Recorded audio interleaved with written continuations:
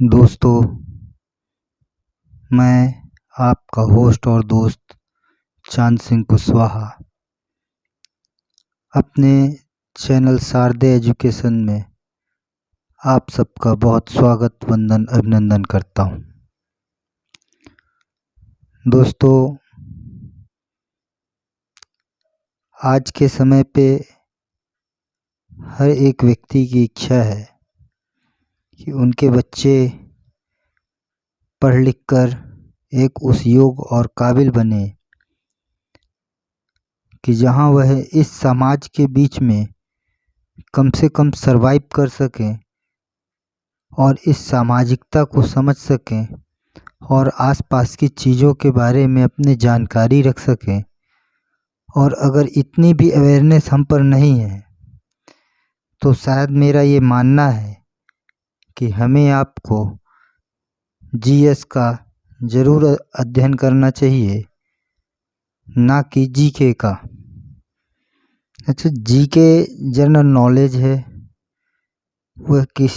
आप किसी एक चीज़ पर जब ज्ञानवान हो जाते हैं, एक्सपर्ट हो जाते हैं,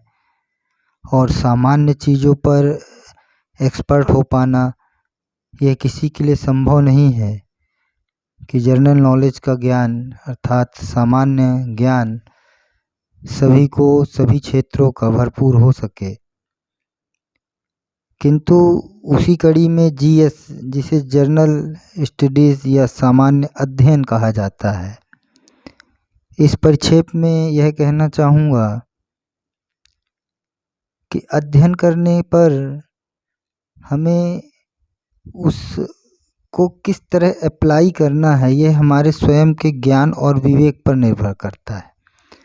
तो हमने जो भी अध्ययन किया है उसे हम कहाँ पर, किस देश काल, किस प्रकार की परिस्थिति पर हमें अप्लाई करना है,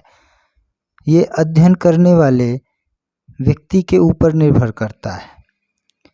इसलिए हमें यहाँ सामान्य अध्ययन के बारे में मालूम होना चाहिए, क्योंकि सामान्यतः मेरा यह मानना है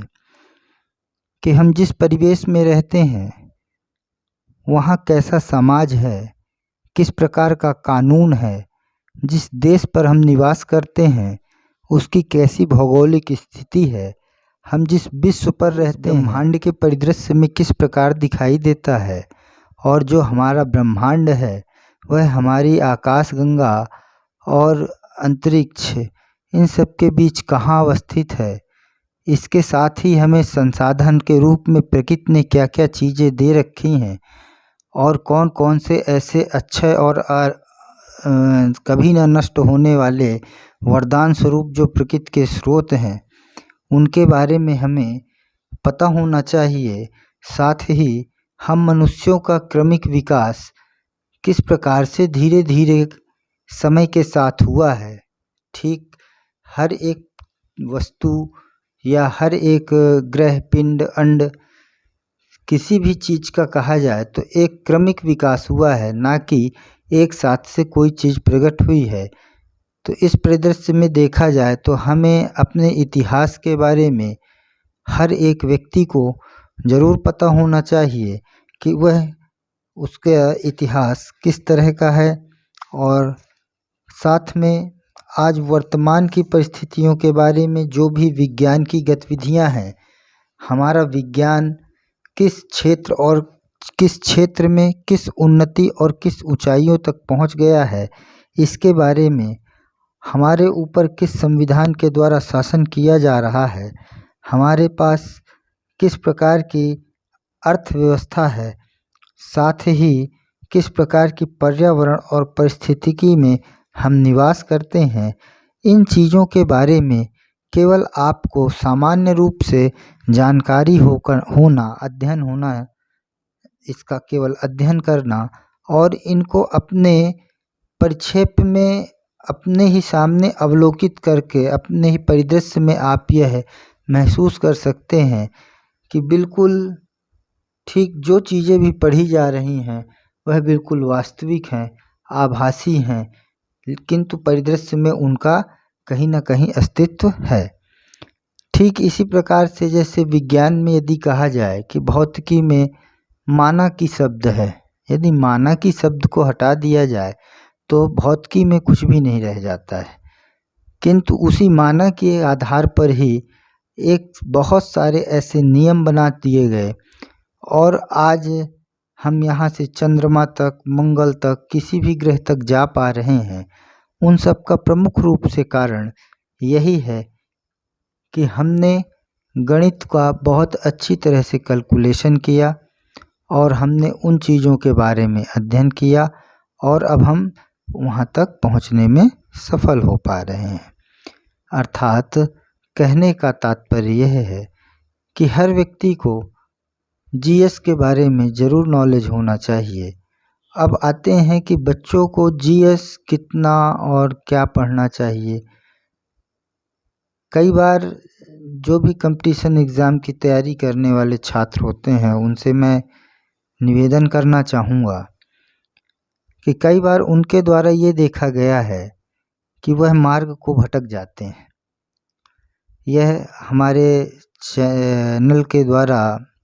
प्रथम वीडियो है, इसलिए प्रथम वीडियो पर मैं अपनी बात और अपना निवेदन आप सभी तक रख पा रहा हूँ और इस वीडियो के पश्चात हमारी नियमित रूप से बिंदुवार एवं विषयवार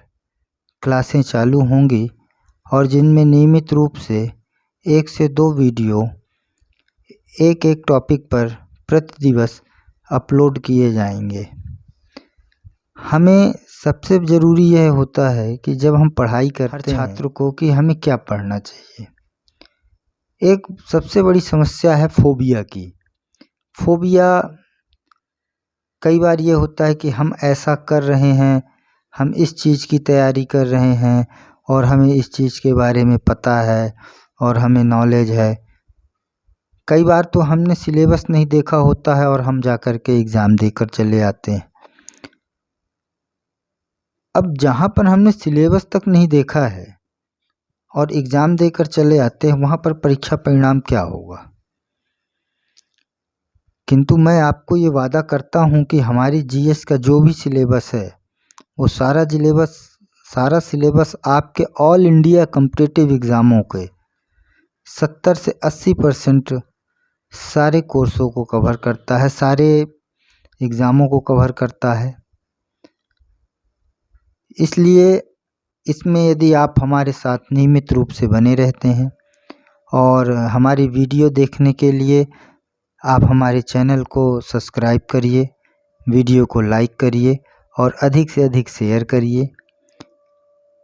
आप उसमें जुड़ करके हमारे साथ अपनी पढ़ाई को एक नियमित क्रम दीजिए। हमें क्या और कितना पढ़ना चाहिए, हमें क्या पढ़ना है, यह आपको मेरे द्वारा वीडियो के माध्यम से नियमित रूप से बताया जाएगा। अगर नियमित रूप से आपके द्वारा सिर्फ उतनी ही स्टडी को कर लिया गया तो ऑल इंडिया के अंदर ऐसा कोई भी कॉम्पिटिटिव एग्ज़ाम नहीं होगा जिसमें आपको कोई 70 से 80% मार्क्स लाने के बीच में रोक सके। ये मेरा दावा है। मेरा आप सबसे ये निवेदन है कि कभी भी फोबिया में ना पड़ें। कभी भी हम पढ़ते हुए सबसे पहले किसी भी सब्जेक्ट के सिलेबस को पढ़ें। किसी भी विषय को हम जब ग्रहण करते हैं या उसके बारे में अध्ययन करते हैं तो उसके जो विषय वस्तु दी हुई होती है उसका अवलोकन करें, जो इंडेक्स दिया होता है उसका अवलोकन करें। यदि हम इंडेक्स का अवलोकन नहीं करते हैं और सीधे समुद्र में कूद जाते हैं तो ये ठीक उसी प्रकार होता है कि हमें यह नहीं पता होता कि समुद्र में कहाँ पर पर्वत है, कहाँ खाई है, कहाँ गहरी गहरी चट्टानें, कहाँ बड़ी बड़ी मछलियाँ हैं, कहाँ बड़े बड़े जीव जंतु हैं और हम समुद्र में कूद गए और अंत में यही होगा कि हम समुद्र से बाहर नहीं निकल पाते और अंत में यह दोष देने लगते हैं कि समुद्र का पानी खारा था इसलिए ये पीने योग्य नहीं है। और जबकि वास्तविकता ये है कि अगर हम समुद्र की उस विषय वस्तु को पढ़ें तो हम ये पाते हैं कि सारा पीने योग्य पानी ही आकर के समुद्र में जब मिल जाता है तब खारा हो जाता है, ना कि पहले से ही सारा पानी खारा होता है। इसलिए हम अगर एक एक विषय वस्तु को, एक एक टॉपिक को बिंदुवार और नियमित रूप से अपने अध्ययन में शामिल करते हैं तो उसका निश्चित रूप से आप सभी को, आप सबकी तैयारी में भरपूर रूप से सहयोग मिलेगा। इसी निवेदन के साथ मैं अब अपने आप को विराम देता हूँ। धन्यवाद, धन्यवाद, धन्यवाद।